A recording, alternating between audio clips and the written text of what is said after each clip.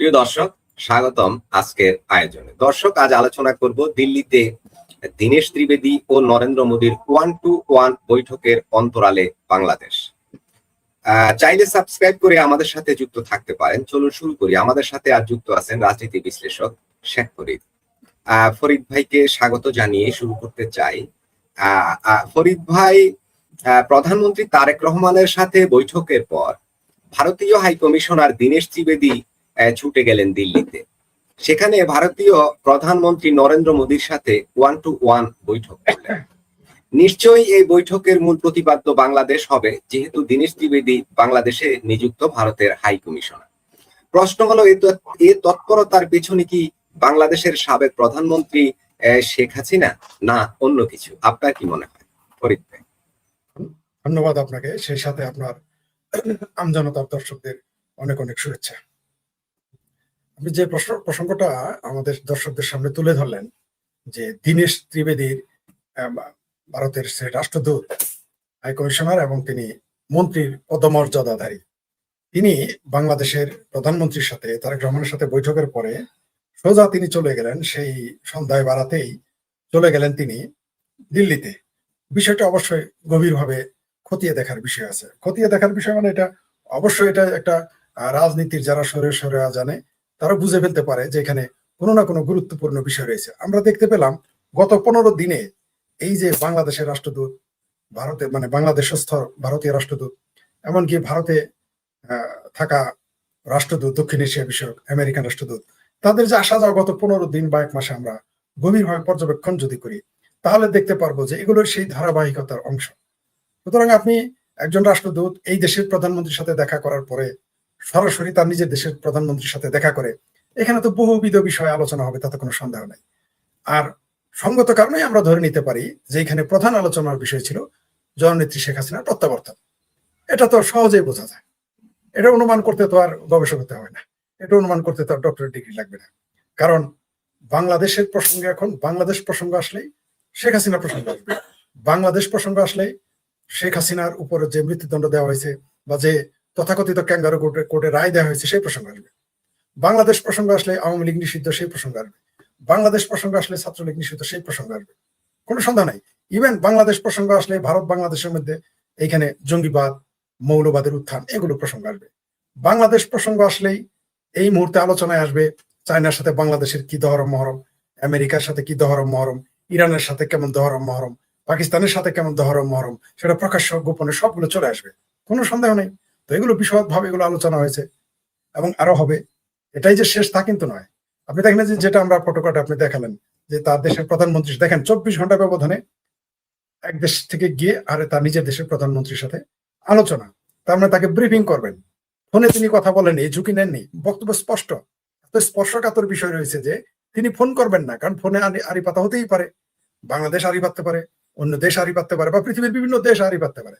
অর্থাৎ দীনেশ ত্রিবেদীজির যে ভারতে চলে যাওয়া, দিল্লিতে যাওয়া এবং দিল্লিতে গিয়ে তার প্রধানমন্ত্রী নরেন্দ্র মোদীজির সাথে বৈঠক, এটা আমাদেরকে না, সারা পৃথিবীর জন্য একটা মেসেজ যে সেখানে গভীর আলোচনা হচ্ছে। কি আলোচনা হচ্ছে আমরা হয়তো কিছু অনুমান করতে পারবো, অনেকাংশে অনুমান করতে পারবো না যতক্ষণ না ঘটবে ঘটনাগুলো। যেমন আপনি দেখেন গত 72 ঘন্টার মধ্যেই বা 96 ঘন্টার মধ্যে। ফরিদ ভাই, একটু দেখাই ছবিটা, যে 1-to-1 সেখানে কিন্তু অন্য কেউ নেই, মানে এমন কেউ নেই যে হ্যাঁ, বিষয়টা তার আলোচনা বিষয়টা এতই গভীর যে তাদের একক আলোচনা করতে হয়েছে। মানে কত গভীর হলে এটা সম্ভব? প্রথমত তিনি ইচ্ছা করলে তারেক রহমানের সাথে কি আলোচনা হয়েছে, আমেরিকান রাষ্ট্রদূতের সাথে কি আলোচনা হয়েছে তিনি ফোনে বলতে পারতেন। তারপর স্বরাষ্ট্রমন্ত্রী, বাংলাদেশের মুসলিকার স্বরাষ্ট্রমন্ত্রীর সাথে কি আলোচনা তিনি বলতে পারতেন ফোনে, কিন্তু তা বলেননি। কেন বলেননি? তার মানে বিষয়টা আরো গভীরে।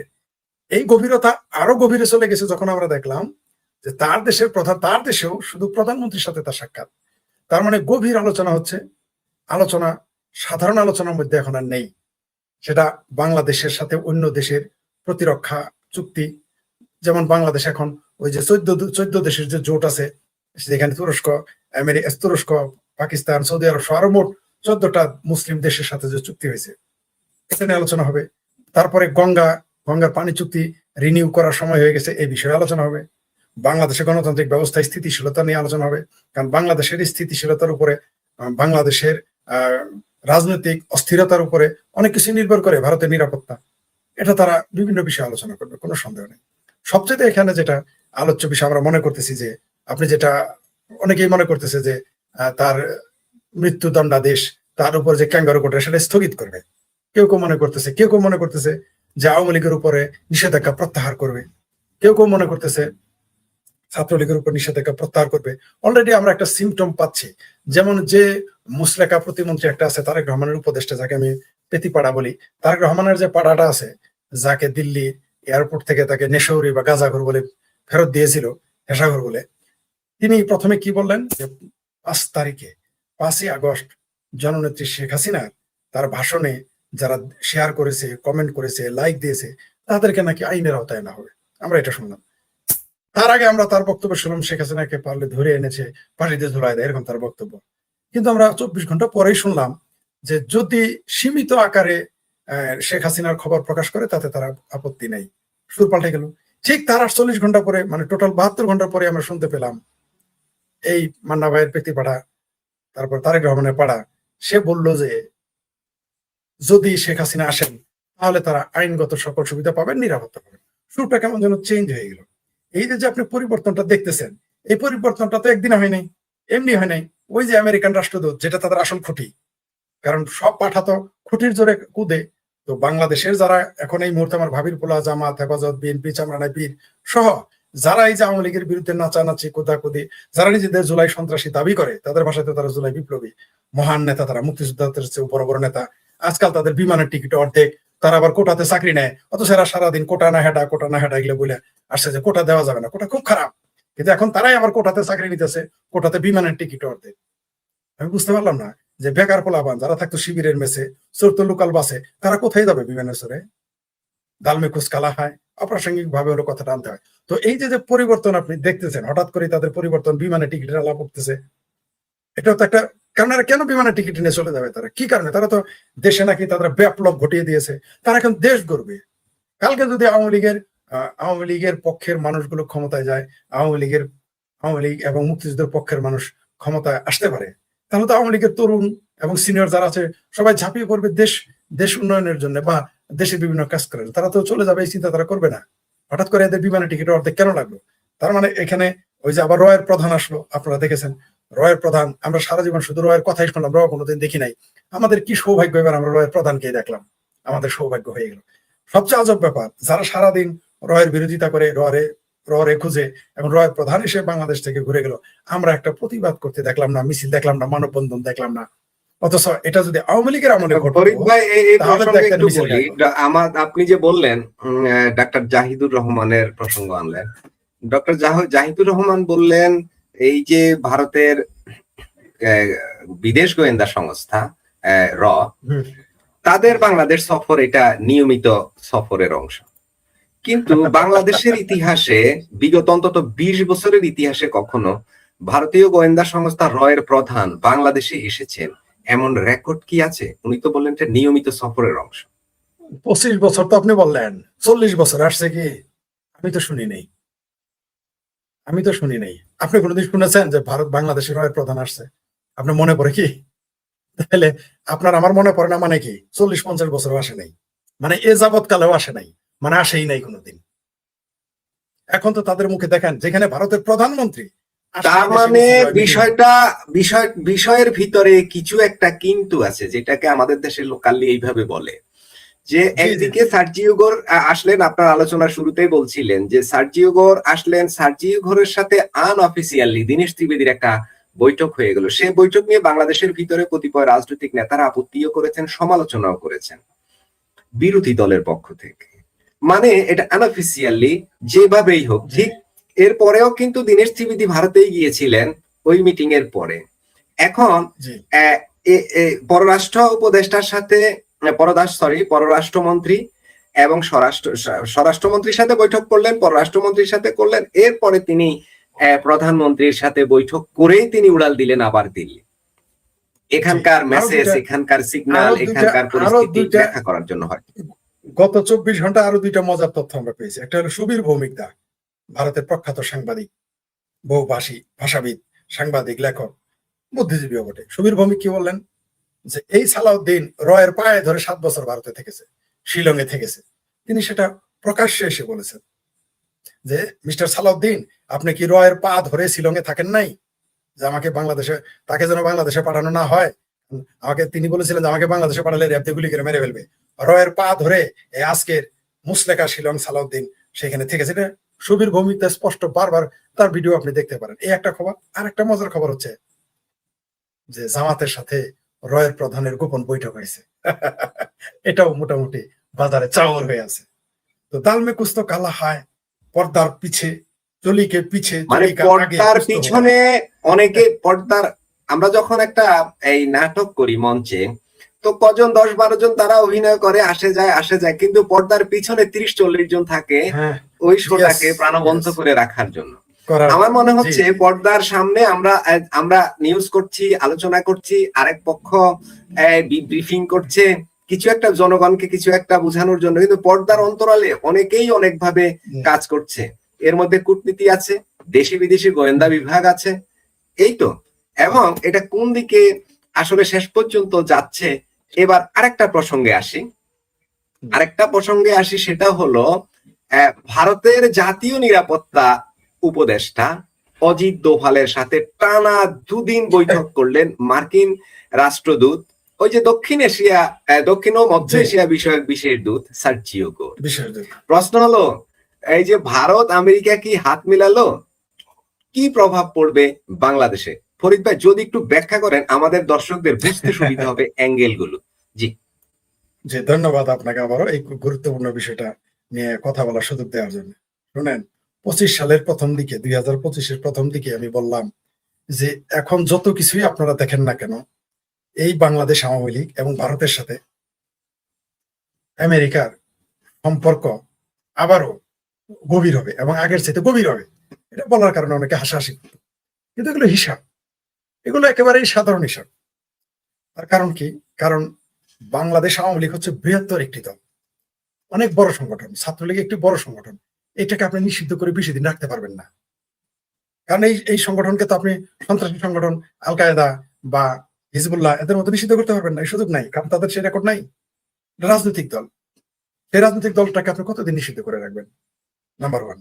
নাম্বার 2, তারেক রহমানকে ক্ষমতায় টিকিয়ে রাখার জন্য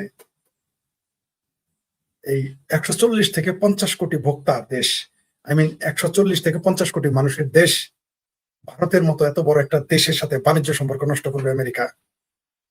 প্রশ্নই আসে না।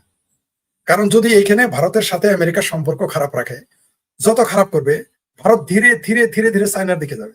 বক্তব্য পরিষ্কার। আবার চায়না যদি বেশি ধাক্কাধাক্কি করে, তাহলে ভারত আমেরিকার দিকে চলে যাবে। এখানে একটা ব্যালেন্স আনবে। ব্যালেন্স আনার জন্যই কিন্তু চায়নার সাথে যে ভারতের এত বিরোধ, এই ভারত কিন্তু এখনো কিন্তু চায়না অনেক বড় পার্টনার এই ব্যবসায়িক ভাবে। চায়নার সাথে তার ভারত ব্যবসায়িক সম্পর্ক রয়েছে, বিলিয়ন বিলিয়ন ডলার তারা ব্যবসা করতেছে দুই দেশ।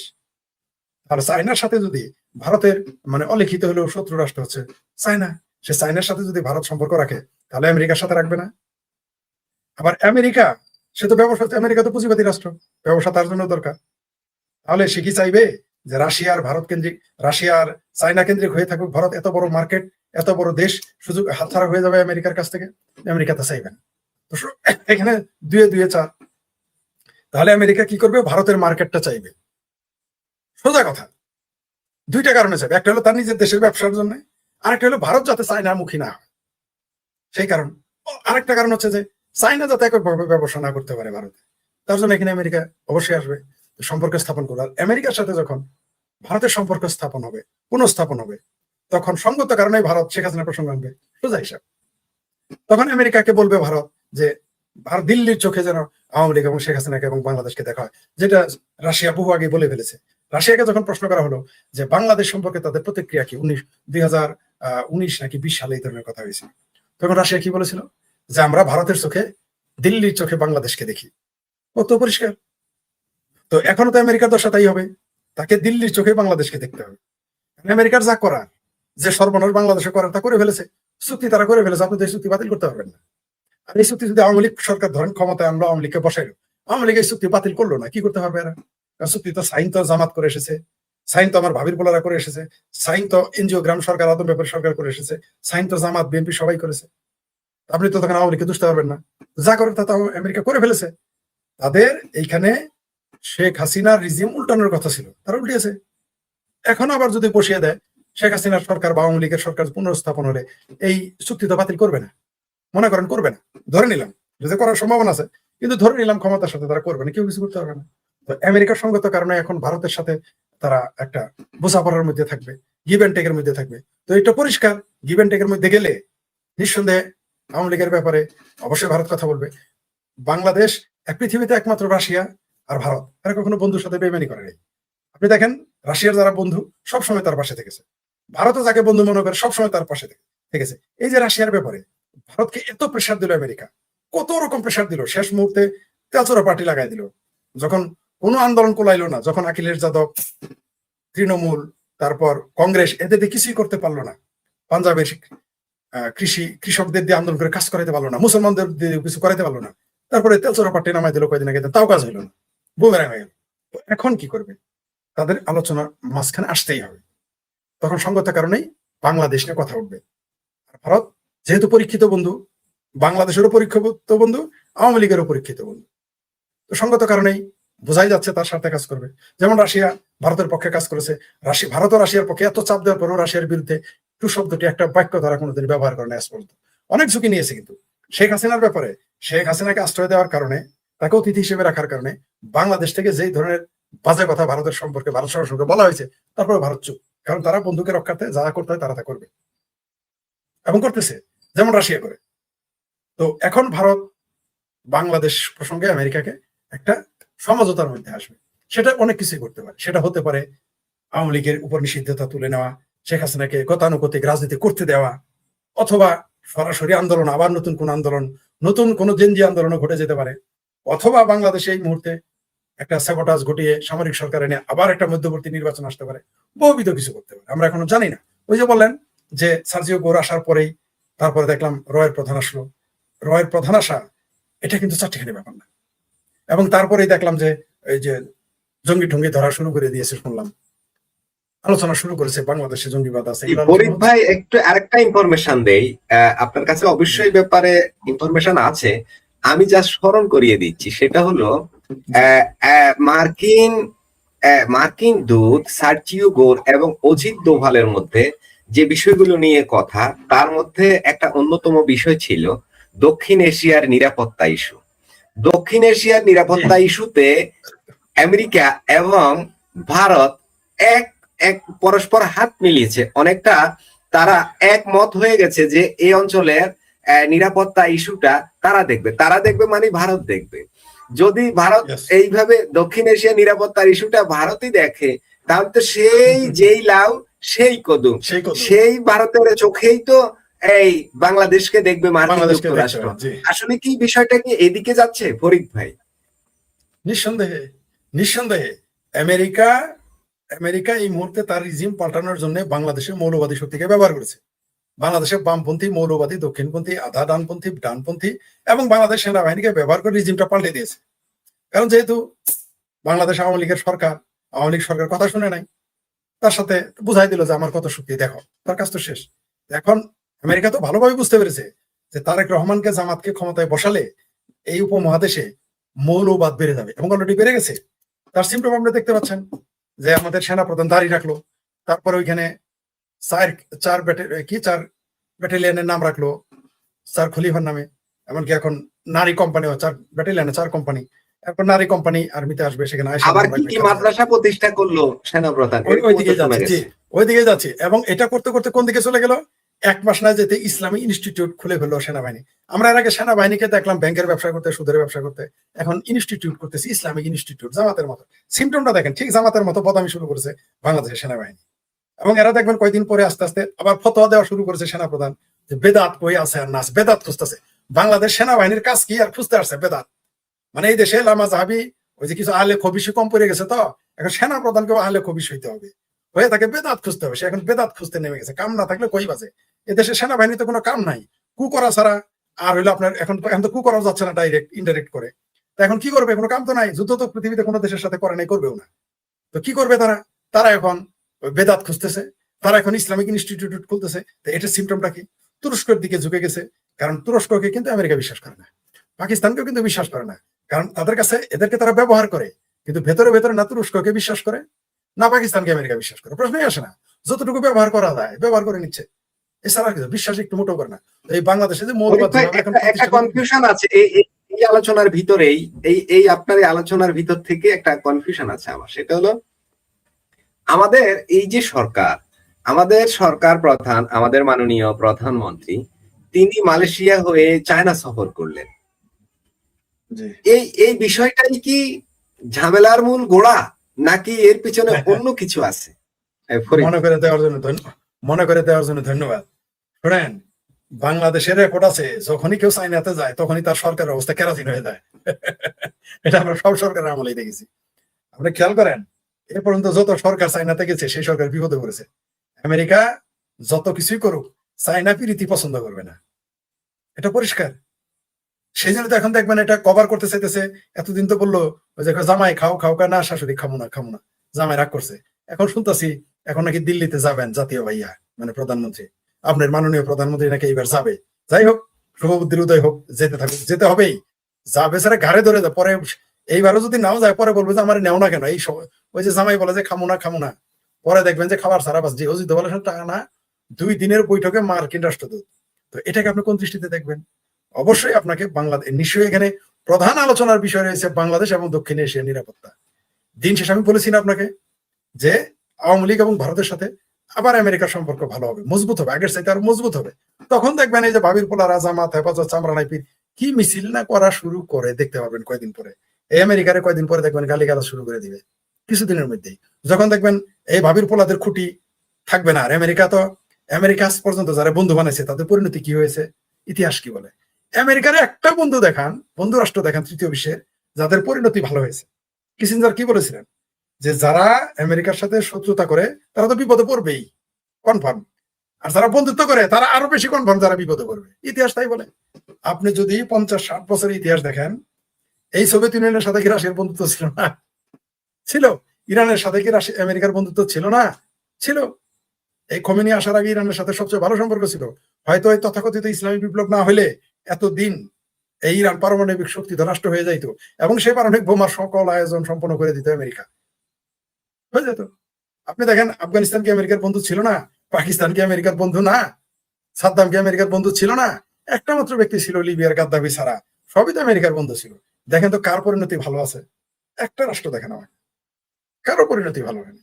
তো আজকে যারা আমেরিকার ফাঁদে পা দিয়ে নিজেদের সর্বা, নিজেদের খোদা, আল্লাহ, গড, ভগবান মনে করতেছে বাংলাদেশে, এদের পরিণতি দেখতে পারবেন কি? এরা রাস্তাঘাটে পড়ে থাকবে, এদের এদের এদের কবর দেওয়ার লোক থাকবে না, এদের কাঁধে তুলে নিয়ে কবর দেওয়ার লোক থাকবে না। আজকে যারা বাংলাদেশে আমেরিকার দালালি করেছিল, যে রিজিম যাদের গোলামি করে রিজিম চেঞ্জ করেছে, এই তো এখন তো সব শেষ। আচ্ছা ধরেন আপনার সাথে আমার বিরোধ হলো এই গ্লাসটা নিয়ে, আপনার সাথে আমার শত্রুতা। আমি যদি বলি ঠিক আছে গ্লাস আগে না করছি, এখন আপনাকে দিয়ে দিব, তাহলে তো আপনার সাথে আমার যুদ্ধ শেষ। তাহলে আপনি যাদের যে গোলাম দিয়ে আমার বিরোধিতা করালেন তাদের পরিণতি কি হবে? তাদের পরিণতিটা কি হবে? এখন তাদের পরিণতি তাই হবে, কারণ বাংলাদেশে আওয়ামী লীগের তো বিকল্প নাই। এই বাংলাদেশে আওয়ামী লীগের মতো একটি বড় দল তো নাই। আপনি তার উপরে ভরসা করবেন? জামাত যে 70-77টা আসন পেয়েছে, এটা যে অনুরোধের আসনের, এটা কে না জানে? 7টা আসনই তো তারা পাবে না। এই ফরিদ ভাই, আপনার আলোচনায় একটা কথা তো বললেন, আমি আসলে ওইটা থেকে আরেকটু ইয়ে করার কথা ছিল, আমি ভুলে গেছি।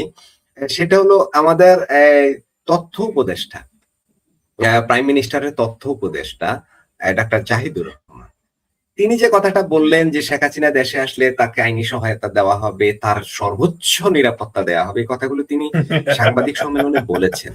আমার প্রশ্ন হলো, ওই যে যেদিন শেখ হাসিনা ঘোষণা করলেন যে আমি ডিসেম্বরে বাংলাদেশে আমার দেশে ফিরে যাব, দেখি আমাকে কে ঠেকায়, এই কথাটা ঠিক অনেকটা এরকমই ছিল। আমি জানি না অনেকটা এরকমই ছিল। তখন আমরা অনেককেই বক্তৃতা বিবৃতি দিতে শুনেছি যে আসুন, কোথা দিয়ে ঢুকবেন আসুন। এবং আমি নাম বললাম না, বাংলাদেশের একজন প্রথিতযশা লেখক এবং বুদ্ধিজীবী, তিনিও এই ধরনের একটা কলাম লিখে ফেলেছিলেন প্রথম আলোতে। তো আসুন, আসুন মানে এসে আপনি ফাঁসির দড়ি গলায় ঝুলান, মানে বাংলা সীমান্তের যে দিক দিয়েই ঢুকবেন এপারের ফাঁসির মঞ্চ তৈরি থাকবে, আপনি আসবেন আর সাথে সাথে এখানে ঝুলিয়ে দেওয়া হবে। হ্যাঁ, এই ধরনের কথা তো বলেছিলেন, বলেননি? এখন হঠাৎ করে একেবারে একেবারে হেড অফিস বলতে আমি প্রাইম মিনিস্টারের অফিস বলি, এর চাইতে তো বড় অফিস আমাদের সরকারের আর নাই না। ওই অফিস থেকে তিনি তথ্য উপদেষ্টা, তিনি অফিসের তথ্য আমাদের জনগণকে দেন সাংবাদিকদের মাধ্যমে। তিনি বললেন তার আইনি সহায়তাও দিবেন, আবার সর্বোচ্চ নিরাপত্তা দেবেন। আইনি সহায়তা কি দিবেন ফরিদ ভাই? আইনি সহায়তা কি দিবেন? ওনার তো সাবেক প্রাইম মিনিস্টারের তো ফাঁসির হুকুম হয়ে গেছে, আর আইনি সুরক্ষা কি? ওনাকে তো শুধু আনবেন আর ঝুলাবেন, এই তো। আইনি সুরক্ষার কথাটা কেন আসছেন? তার মানে কি ঝুলাবে না? ফরিদ শুনেন, গপ্প করবি মিশা কথা গেলি, মিশা কথা না গেলে গপ্প হইলো। তুই পেতি পাড়া বলেন, জাহেদ বলেন, সালাউদ্দিন সাহেব বলেন, বলছেন না সালাউদ্দিন সাহেব যে দাফন হয়ে গেছে দিল্লিতে আওয়ামী লীগের, এখনই কিন্তু বলা শুরু করেছে যে নিরাপত্তা দেবে, আইনি সহায়তা দেবে। আর কয়দিন পরে কি বলবে জানেন? আমরা তাকে স্বাগত জানাই, এগুলো ভাষা শুরু করবে কয়দিন পরে। এত সস্তা অতনালিয়া দেশে। আমি চন্দন নন্দী নর্থ ইস্টের নিউজের তিনি কলাম লেখেন এবং অনেক অনুসন্ধানী রিপোর্ট করেন, সত্যতা পাওয়া যায়, অনেক বড় বড় রিপোর্ট করেন তিনি। চন্দন নন্দী একদম নাড়িয়ে দেন। বাংলাদেশের 24-এর ইলেকশনের আগেও বাংলাদেশের সরকার যে পড়ে যাবে এ নিয়ে চন্দন নন্দী কিন্তু অনেক চ্যানেলে কথা বলেছেন। অনেকেই তখন চন্দন নন্দীকে গালাগালিও করেছে যে এই বেটা শুধু বাংলাদেশের সরকারের বিরুদ্ধে বলে, মানে শেখ হাসিনা সরকারের বিরুদ্ধে বলে। ঠিক আছে, তার মানে ওই চন্দন নন্দীর অনেক গোয়েন্দা তথ্য তার কাছে থাকে বলে আমি বিশ্বাস করি। তিনি বললেন আজকে, ফরিদ ভাই আজকে একটা চ্যানেলে চন্দন নন্দী বললেন যে শেখ হাসিনার যে ট্রায়াল হয়েছে, যে সাজা হয়েছে, এই সাজাগুলো 1 বছরের জন্য মওকুফ হয়ে যেতে পারে। তার মানে এই ধরনের আলোচনা হচ্ছে নাকি, বা স্থগিত হয়ে যেতে পারে? হ্যাঁ, উনি যেটা বলেছেন নিঃসন্দেহে তিনি খুবই গুরুত্বপূর্ণ রিপোর্ট লেখেন। এমনকি তার যে বক্তব্য ছিল, আমিও সেই রিপোর্ট গুলো দেখতাম। আমি তখন বলতাম হয়তো ওভার কনফিডেন্টের কারণে এই সরকারের পতন করতে পারে। এটা আমিও তখন তার সাথে ওইভাবে একমত না হলে আমি আওয়ামী লীগের নেতাদের বলতাম, বিএনপির নেতাদের বলতাম যে আওয়ামী লীগের যেহেতু তারা ধরেই নিয়েছে 5 বছর ক্ষমতায় থাকবে, এই ওভার কনফিডেন্টে তাদের পতন ঘটলেও ঘটতে পারে, এইভাবে বলতাম। আর একটা জিনিস, রাশিয়া থেকে একটা নিউজ হয়েছিল যেটা আমরা কেউ প্রথমে গুরুত্ব দেই নাই, যে 6 মাস আগে, এই সরকার গঠনেরও 6 মাস আগে, যে মানে অর্থাৎ আওয়ামী লীগ সরকারকে যে ফেলে দিবে, এটা রাশিয়া থেকে প্রথম প্রকাশিত হয়েছে। আমরা দেখলাম এই ত্রিপুরার সাংবাদিকের কথাই সত্য হলো এবং রাশিয়ার কথাই সত্য হলো। আর আপনি যেটা বললেন যে উনি যেটা, আমার কাছে যে তথ্য আছে, আমার কাছে যেটা, আমি যতদূর জানি যে এখানে আওয়ামী লীগের যে নিষিদ্ধতা সেটা উঠিয়ে নিবে, স্বাভাবিক রাজনীতি করার সুযোগ দিবে বাংলাদেশ আওয়ামী লীগকে, এটা আলোচনা হচ্ছে। আর আপনার শেখ হাসিনার যে জননেত্রী শেখ হাসিনা সহ আরো যাদের দণ্ডে দেওয়া হয়েছে, এগুলো হয় রিভিউ করবে, আপিল করার সুযোগ দিবে, অথবা এটা স্থগিত করে দিবে, বাতিল করবে না, আপিল করার সুযোগ দেবে অথবা স্থগিত করে দিবে, এরকম আলোচনা হচ্ছে। কিন্তু আমার মনে হয় মানে বিষয়টা এরকম যে পানি আমি আসতে দিলাম, একটা বাঁধ কেটে দিলাম, একটা ড্রেন কাটলাম, বা একটা যেটা ড্যাম বানাইলাম, পানি যেন আস্তে আস্তে আসে। কিন্তু শেখ হাসিনা তো আসবেন লাভের মতো, বানের মতো। তো আপনি তো ড্রেন বানাইছেন বা ড্যাম বানাইছেন, শেখ হাসিনা যখন আসবে দেশে তো বন্যা হয়ে যাবে, তো ওগুলো তখন আপনার কিছু কুলাবে না। তখন ওই যে কোথাকার কোন চুক্তি ফুক্তি এগুলো কোথায় উড়ে যাবে। কারণ শেখ হাসিনা বাংলাদেশের ঢাকা রাজধানীতে তার কদম পড়ার পরে কি যে ঘটবে এটা আমরা কেউই অনুমান করতে পারবো না। আমরা বলতে পারি যে এটা ঘটবে, এটা দেখবেন যে আমরা যা কল্পনা করতেছি তার চেয়ে ভয়াবহ কিছু ঘটবে। আপনি জনস্রোত আটকাইতে পারবেন না তো। কারণ এই দেশে আপনি দেখেন 12 ঘন্টা বিদ্যুৎ থাকে না, 14 ঘন্টা বিদ্যুৎ থাকে না, মানুষের চাকরি নাই। গত এই 10-11 দিনে হাজার হাজার লোকের চাকরি চলে গেছে। যাদের ছুটি দেওয়া হয় এসে দেখে চাকরি নেই। গার্মেন্টস রপ্তানিতে তলানিতে আসছে আস্তে আস্তে, কোনো 1 পয়সা বিনিয়োগ নাই। এটা আমার ভাবির পোলা, হয় যে পেট ফুলে গেছে না, ঘাড় গন্ডারের মতো আর কি, দুম্বার মতো ঘাড় মোটা হয়েছে, নাহিদ নাকি নাম। তারপর একজনের পাশা খুলে ময়মনসিংহের পাউরুটি হয়ে গেছে। আমার ভাবির পোলা নাহিদ বলছে যে 1 টাকা বিনিয়োগ দেয় না এই দেশের সরকারকে, কেউ পছন্দ করে না। এই কথা আমরা বলেছি বলে আমাদের কি গালাগালি না করলো বিএনপি, জামাত, হেফাজত, এমনকি আমার এই ভাবির পোলারা, এরাও গালাগালি করছে আমাদের। আমরা যখন বললাম এই সরকারের উপরে কেউ বিনিয়োগ করবে না, যেমন ইউনিসের বেলায় করে, হাই রে গালাগালি। এখন থেকে আমার ভাবির পোলারাও ওগুলো বলা শুরু করেছে। তো যেটা বলতে চাই, এইখানে যেহেতু বিনিয়োগ নাই, চাকরি নাই, ব্যবসা নাই, ব্যাংক থেকে কেউ লোন নিচ্ছে না, আপনি ফরিদ টাকার ভাই, লোন নিয়ে আপনি বসে যেভাবে থাকবেন কেন? বলছেন মনে হচ্ছে বাংলাদেশটা হ্যাং হয়ে গেছে। মোবাইল বা আমাদের ল্যাপটপ কম্পিউটার যেভাবে হ্যাং হয়, অনেকটা উদাহরণটা কি বাংলাদেশ এরকম আপনার হ্যাং হয়ে উদাহরণটা গেছে যে জি বিনিয়োগ জি জি নাই, উন্নয়ন নাই? জি হ্যাঁ হ্যাঁ, আপনার উদাহরণটা চমৎকার। যে আপনি যদি একটা স্মার্টফোন হিসেবে দেখেন, মোবাইলটা হ্যাং হয়ে গেছে, আপনার মোবাইলটা ঠিকই আছে, এভরিথিং ইজ ফাইন, কিন্তু মোবাইলটা হ্যাং কাজ করতেছে না, সব দেখা যাচ্ছে খুব ভালো। আপনি একটা আইফোন রেখেছেন, আপনার আইফোনটা হ্যাং হয়ে গেল, বিষয়টা এরকম। বা আপনি একটা অন্য ফোন রেখেছেন, হ্যাং হয়ে গেছে।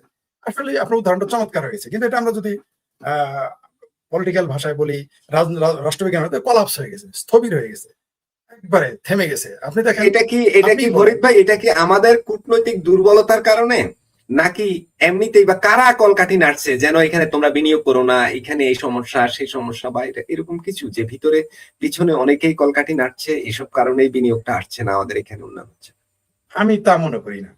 আমিও যদি আমাকে সরকারে রাখা হয়, যদি বিনিয়োগ বন্ধ থাকে, আমি মনে করব সরকারের দোষ। আমিও যদি সরকারে থাকি, কারণ আপনি যদি আইন শৃঙ্খলা ঠিক রাখেন, আপনি যদি ব্যবসায়িকদের জন্য মানে একটা স্বাভাবিক পরিবেশ রাখেন, দেশে যদি চাঁদাবাজি না থাকে, আপনার বিনিয়োগ ফেরত পাবেন এই নিশ্চয়তা থাকে, তাহলে কেন বিনিয়োগ আসবে না? বিনিয়োগের ধর্ম তো বিনিয়োগ আসবেই। যার টাকা আছে, যেমন আপনি দেখবেন, আমাকে তো কেউ সুদে টাকা দিবে না। আমি একবার 15 লক্ষ টাকা নিতে গিয়েছিলাম, বাবা রে বাবা, 1 বছর দৌড়াইতে হয়েছে। কত রকম মর্টগেজ দিয়ে যে নিতে হয়েছে কল্পনা করতে পারবেন না। কেন দেয় নাই? কারণ জানে ফরিদের কাছে যে টাকা দেবে, টাকা রিটার্ন আসবে কিভাবে? যতই আপনি জমি বন্ধক দেন, যতই আপনি অন্য কোনো অস্থাবর সম্পদ বন্ধক দেন, স্থাবর সম্পত্তি বন্ধক দেন, বা আপনার যানবাহন বন্ধক দেন, বা ফ্ল্যাট বন্ধক দেন, গাড়ি বন্ধক দেন, কিন্তু আপনাকে যে খুঁজেই যদি পাওয়া যায়, টাকা পয়সা কোথায় পাবে? তো বিনিয়োগে সে রিটার্নের নিশ্চয়তা পায় নাই। কিন্তু সুদখোরেরা মানে কিন্তু গোপনে গোপনে খেলাপি গিয়ে, হয়ে যাওয়ার সম্ভাবনা, ঝুঁকি থাকে। হ্যাঁ হ্যাঁ হ্যাঁ, তো এই মানুষটাকে তো কেউ টাকা দিবে না। আমাকে আমি আপনাকে বলি, আমি যদি এখন 10 কোটি টাকার সম্পত্তি বন্ধক রাখি, আপনি নিশ্চিত থাকেন কোনো ব্যাংকও আমাকে টাকা দিবে না, ব্যক্তিও আমাকে টাকা দিবে না। কেন দিবে না? কারণ জানে যে আমার জীবনটা অনিশ্চিত। কিন্তু আমি যখন স্বাভাবিকভাবে দেশে থাকতে পারবো, আত্মগোপনে থাকতে হবে না, তখন কিন্তু আমি 2 কোটি টাকা মর্টগেজ দিয়ে 5 কোটি টাকার লোন আমি পাবো। কারণ ব্যাংক তখন দেখবে যে এই লোকটা দেওয়া যায়, অন্তত টাকাটা খুঁজে পাওয়া যাবে। তো এই দেশের অবস্থা তাই। এখানে কোনো সন্দেহ নেই, কোনো কোনো দেশ ষড়যন্ত্র করতে পারে, কিন্তু এটা কোনো কাজ করবে না। বিনিয়োগের ধর্ম কি? পানির ধর্ম কি? সে নিচে নামবে। আপনি ড্রেন করে দেন, ড্রেন কেটে দেন, পানি চলে আসবে। অর্থাৎ আপনি বিনিয়োগের পরিবেশ সৃষ্টি করলে আপনাকে ওই আশিক ফাশিক চৌধুরীদের ডাকতে হবে না। আমি শেখ ফরিদ বললাম যে আমার মতো শেখ ফরিদ হাজার হাজার কোটি টাকা বিনিয়োগ আনার মতো যোগ্যতা এখন, ক্ষমতা এখন রাখি। ফরিদ কিন্তু ভাই, সবাই কি তাহলে বলে? আপনাকে একটু থামাতে হয়। চায়না তো আমাদের এখানে বিনিয়োগ করতে চেয়েছে, যেমন তিস্তা করতে চেয়েছে, হ্যাঁ, আমাদের মংলায় করবে করতে না করবে চেয়েছে, না আমাদের এই দিক দিয়ে করবে না করবে না বিনিয়োগ। অনেক আচ্ছা বিনিয়োগ তো আচ্ছা, করতে চেয়েছিল, শুনুন তো, এটার একটা হচ্ছে উদাহরণ না দিই। কেন? এইটারও একটা উদাহরণ দেই। আমার একজন খুব ঘনিষ্ঠ লোক ছিলেন, তখন টাকা হাওলাত দরকার পড়তো, আমারে পাঠাইতো। বলতো যে, ফরিদ তুমি একটু যাও, ওকে কিছু টাকা হাওলাত এনে দাও, আমার 50,000 টাকা হাওলাত এনে দাও। আমি বললাম, আপনি জান না কেন? কয় আমারে দিবে না। আমি বললাম, আপনারই লোক, আপনারে দিবে না, আমারে দিবে কেন? কয় আমার কথা তো ঠিক নাই, আমার সাথে খাতি বুঝেন, মানে মানে আমি আপনার বন্ধুর কাছ থেকে টাকা এনে আপনারে দেই। তখন আপনার বন্ধু জিজ্ঞেস করে, ফরিদের কি টাকা দেওয়া যাবে? না, ছেলেটা ভালো, দিয়েন দিয়েন, আমি নিয়ে কিন্তু আপনারই দিতেছি। বিষয়টা এরকম। তো চীন যত খাতিরই থাক, চীন তো জানে বাংলাদেশ দেউলিয়া হতে যাচ্ছে। যে রুগী মারা যাইতেছে সেই রুগীর সব ডাক্তার তো ওষুধ দেয় না, কবিরাজের কাছে পাঠায় দেয়। কি বলে? ভালো মন্দ খাওয়ান, ডাক্তার কি ওষুধ দেয়? যে রুগী, যার ক্যান্সার হয়েছে, সেটা 4th লেভেল, আপনার লিভার, কারো যদি লিভার সিরোসিস হয় বা ক্যান্সার হয়, সেটা যদি 3rd লেভেল পার হয়ে যায়, রোগী তার ডাক্তার তার ওষুধ দেয়? দেয় না। এমনকি তারা চিকিৎসা করে না পৃথিবীর কোনো হাসপাতাল, আমি নিজে জানি। আমি 3rd লেভেল পার হয়ে যাওয়া হাসপাতালের যখন রুগীদের নিয়ে যেতাম, আমাকে ডাক্তার গালাগালি করতো, একটা বৃষ্টি ভাষায় গালাগালি করতো। আমি বললাম যে আমি বাধ্য হয়েছি তাকে আনতে। রুগী বলছে প্লিজ, বলে যে ফাজলেমি করো, তুমি জানো না যে রুগী মারা যাবে? তুমি কেন নিয়ে আসছো এখানে? এই লোকের পয়সা খরচ করো। মানে ডাক্তার চিকিৎসা পর্যন্ত করে না। আমাকে, রুগীকে গালি দিত না, অ্যাটেন্ডেন্ট গালি দিত না, বলতো যে কে পাঠাইছে? যে শেখ ফরিদ পাঠাইছে। যে স্যার একটু ফরিদ পাঠাইছে চিকিৎসা, আমার ডাইকে নিয়ে আমার বিমান ভাড়া দেওয়া নিয়ে যাইতো, এই তুমি পাঠাইছো? আমার তো হয় বলতেই হবে। তারা ভাবছে যে ফরিদের নামটা বললে চিকিৎসাটা ভালো হবে। মনে করেন ভারতের কোনো বড় বড় হসপিটালে গেলে যে ডাক্তারের কাছে বলে, আমার ডাইকে নিয়ে যেতে, বলতো যে তুমি জানো না মারা যাবে? যা তা কোনো কোনো সময় রুগীর সামনে গালাগালি করতে পারে। তো ওইরকম পেশেন্টকে যখন চিকিৎসা দেয় না, দেউলিয়া হয়ে যাবে, বা যেখানে বিনিয়োগ আসবে না, যত আমার সাথে বহু কোটিপতির সম্পর্ক আছে, আমার সবাই টাকা দিবে? দিবে না। কেন জানে যে ফরিদ তো এই ব্যবসা করে। আমি যদি এখন কাউকে গিয়ে বলি যে আমি এখন একটা মোটর সাইকেলের ফ্যাক্টরি দিব, আমি মোটর সাইকেল উৎপাদন করবো, আমার কেউ দিবে? এখানে আমার কোনো অভিজ্ঞতা আছে? দিবে না। তার চেয়ে বড় কথা, এই দেশে তখন নিয়ন্ত্রণই নাই জি সরকারের সাথে। ফরিদ ভাই, বিনিয়োগ সেইখানে যাবে, ফরিদ বিনিয়োগ ভাই, সেইখানে যাবে। জি জি ফরিদ ভাই, বাংলাদেশের সরকারি কেনাকাটার তথ্য প্রকাশ করার তাগিদ দিল যুক্তরাষ্ট্র। বাংলাদেশ কি সরকার, বাংলাদেশ কি কেনাকাটা করবে না করবে বাংলাদেশের ব্যাপার। আমরা 24-এর আগে আমরা বলছি না যে আমরা আমরা এমন দেশ যে পৃথিবীর কোন দেশ আমাদের সামনে এসে কথা বলতে পারবে না। আমরা ভারতের সাথে চোখে চোখ রেখে কথা বলবো, আমেরিকার চোখে আঙ্গুল দিয়ে গুতা দেবো, এই যে আমরা বলছিলাম। এখন এই বেটা মার্কিন যুক্তরাষ্ট্র সে বলতেছে বাংলাদেশের সরকারি কেনাকাটার তথ্য প্রকাশ করার তাগিদ দিল যুক্তরাষ্ট্র। তো ও কেন আমাদেরকে, আমাদের এই তথ্য আমরা কেন তাকে দেব, কেন আমরা এটা প্রকাশ করতে যাব? ফরিদ ভাই, যে আমাদের গ্রামে একটা কথা আছে, কয়বারই মন্ডলকে আমি কয়েক গ্লাস পানি দেন, কয়বারের মধ্যে যেতে দেয় না। তো আমাদের এই সরকারের দশাতে, এমনি তো এটা নাম আমি মুসলেকা সরকার দেই নাই, ওই যে মুসলেকা যে দিয়ে আসছেন সেই রস এখন পড়তেছে একটু একটু করে। মুসলেকা দিয়ে আসার মজাটা এখন বুঝতেছে। বাড়ি আমার, মানে আমরা কি স্বাধীন হলাম না পরাধীন হলাম কিছু তো বুঝতে পারছি না। আমার দেশে আমি কি কেনাকাটা করব, তোমাকে তথ্য দিতে হবে কেন? বিষয়টা এরকম। এখন কি আর বলবো, মানে আরো কি বলতে বাদ আছে এখানে, যে আমরা যে পরাধীন হয়ে গেছি। এটা একটা শিশু হতে এটা বুঝে, আমার বাড়ি, আমার ঘর, আমার জমি, আমার ব্যবসা, কৈফিয়ত দেওয়ার লোক আপনার কাছে যে কয় টাকা ইনকাম হইলো না হইলো, কি কিনলাম না কিনলাম। তার মানে দোকানটা তো আমার হইলেও নিশ্চয়ই আপনার সাথে কোনো আমার চুক্তি হয়ে গেছে। তার মানে দোকান আমি 100% স্বাধীন নই। 100% স্বাধীনই না, পৃথিবীতে হাস্যকর ব্যাপার। মানে এর পরেও এই বিএনপি জামাত এদের তো লজ্জা নাই, আমার ভাবির পোলাদের ন্যূনতম লজ্জা আছে। এই যে খবরটা ফটোকাটটা দেখালেন, এই ফটোকাটের মাধ্যমে প্রমাণিত হয়ে গেল যে এই মুহূর্তে বাংলাদেশ সরকার একটা গোলাম সরকার, আমেরিকার গোলাম সরকার, যা পৃথিবীর ইতিহাস, বাংলাদেশ ইতিহাস আজ পর্যন্ত ঘটে নাই। অথচ সারাদিন গল্প করে আওয়ামী লীগ ভারতের কাছে দেশ বেঁচে দিছে, আওয়ামী লীগ এই দেশ গোলামি চুক্তি করছে। কিন্তু আমরা তো গোলামি চুক্তি এখন দেখতেছি আমেরিকার সাথে এরা করে আসছে। এই জামাতিরা করছে, আমার ভাবির পোলারা করেছে, বিএনপি করেছে। এই ইন্টারিম সরকার, আমরা আগের চুক্তিগুলোর সুফল পাচ্ছি তো। এই যে তো ভারত থেকে আমাদের জ্বালানি তেল আসতেছে পাইপলাইনের ভিতর দিয়ে, আমরা সুফল পাচ্ছি না।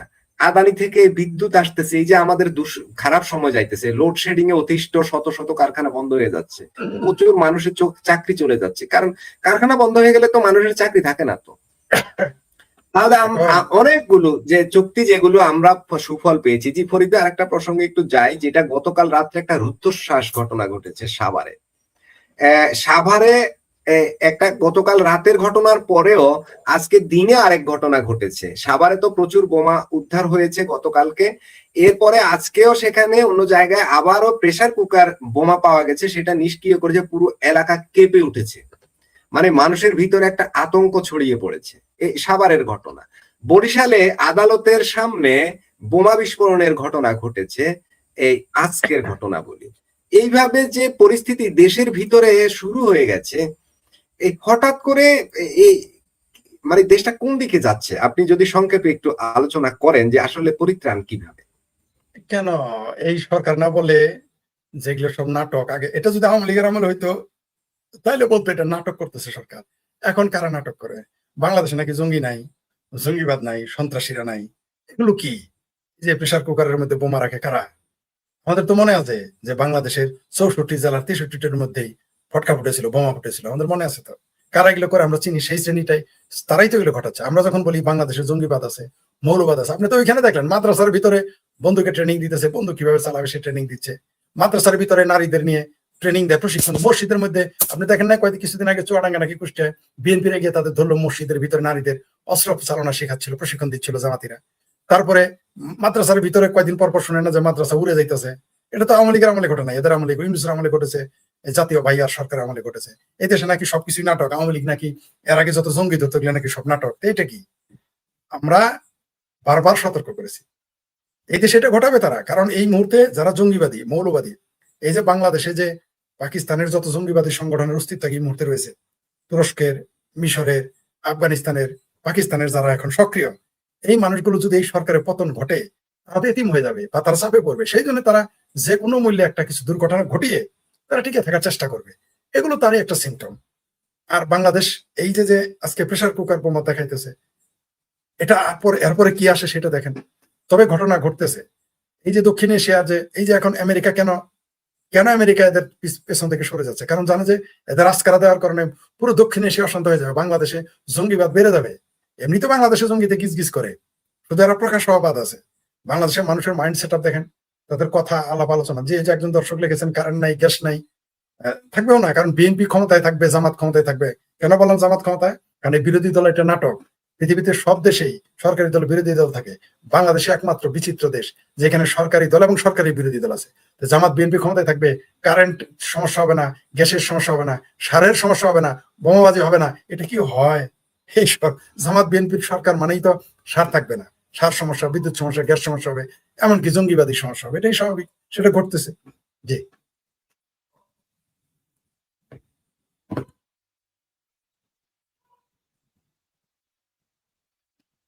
আনমিউট করেন, আনমিউট করেন, আনমিউট করেন। একজন দর্শক, শেখ হাসিনা কি আসবে বাংলাদেশ? নিঃসন্দেহে শেখ হাসিনা কেন আসবে না? সিমটম বুঝতেছেন না? সিমটম বুঝতেছেন না? একদিকে তিনি ঘোষণা দিয়ে ফেলেছেন, ডিসেম্বরে ঘোষণা দিয়ে ফেলেছেন, পাশাপাশি দেখেন গত 48 ঘন্টায় সুর পাল্টে যাচ্ছে। শুধু অডিও কলেই যদি বাংলাদেশ উথল পাতাল হয়ে যায়, তাহলে ভিডিও কলে আসলে কি হবে? আর তিনি সশরীরে আসলে কি হবে? অবশ্যই তিনি আসবেন, কোনো সন্দেহ নাই। আর না আসে তো কোনো উপায় নাই।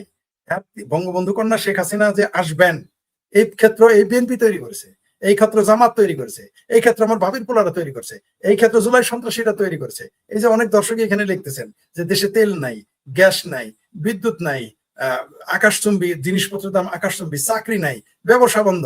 সারা পৃথিবীতে কিন্তু যেখানে যা ঘটুক ধনীরা লাভবান হবে, অন্তত গরিবেরা নিষ্পেষিত হবে। বাংলাদেশ একমাত্র দেশ যেখানে ধনীরাও বিপদে, গরিবেরাও একই সাথে বিপদে। মানে অর্থনীতির সংজ্ঞা এখানে খাটে না, শোষণের সংজ্ঞা এখানে কাজ করে না। অর্থাৎ দেশটা কলাপস হয়ে যাচ্ছে। তো একটা কলাপস হওয়া দেশ, স্থবির হয়ে যাওয়া দেশ, এই দেশকে রক্ষা করতে চাইলে আপনার সরকারের পরিবর্তন তো জরুরি। তো মানুষজন অপেক্ষা করতেছে শেখ হাসিনা আসবে, এটা আওয়ামী লীগের কর্মীর চাইতে, নেতার চাইতে, বা আমরা যারা কথা বলি মুক্তিযুদ্ধের পক্ষে তাদের চাইতে সাধারণ জনগণ কামনা করতেছে যে বাংলাদেশের তেল, গ্যাস, বিদ্যুৎ, জ্বালানি, চাকরি বাকরির সমস্যা, বিনিয়োগ সমস্যা, এগুলো দূর করতে গেলে শেখ হাসিনার বিকল্প নাই। আওয়ামী লীগ সরকারের বহুবিধ সমালোচনা থাকতেই পারে, একটা রাষ্ট্রের সরকার পরিচালনা করলে তার অনেক সমালোচনা থাকে, কিন্তু দেশ পরিচালনা আওয়ামী লীগ ছাড়া যে আর হবে না। এই 4 মাসেই বিএনপিরা এটা বুঝাই দিয়েছে, জামাত বুঝাই দিয়েছে যে আওয়ামী লীগ একমাত্র দল যে এই দেশকে দেশের অর্থনীতি ঠিক রাখতে পারবে, সচল রাখতে পারবে, স্বচ্ছ রাখতে পারবে। জি, ফরিদ ভাই, আজকের লাইভটা আমরা আর দীর্ঘায়িত করব না। আমার এখানে বিদ্যুৎ নেই, আপনারও তাড়া আছে। সব মিলিয়ে দর্শক দুঃখিত, আজকের লাইভটা দীর্ঘায়িত করতে পারছি না। আপনাদের অনেকেরই আগ্রহ আছে আর একটু এগিয়ে নেওয়ার জন্য। ফরিদ ভাই অসুস্থ থাকা অবস্থায় সময় দিয়েছেন, এই জন্য আপনার প্রতি অনেক কৃতজ্ঞতা। এবং অনেক দর্শক যারা আজকের আলোচনা শুনলেন, লাইক কমেন্ট শেয়ার করলেন, সাবস্ক্রাইব করলেন, আপনাদের প্রতি অনেক প্রীতি ও ভালোবাসা। দর্শক, আজ এখানে শেষ করব, দেখা হবে পরবর্তী লাইভে। সে পর্যন্ত সবাই ভালো থাকুন, সুস্থ থাকুন এবং নিরাপদে থাকুন।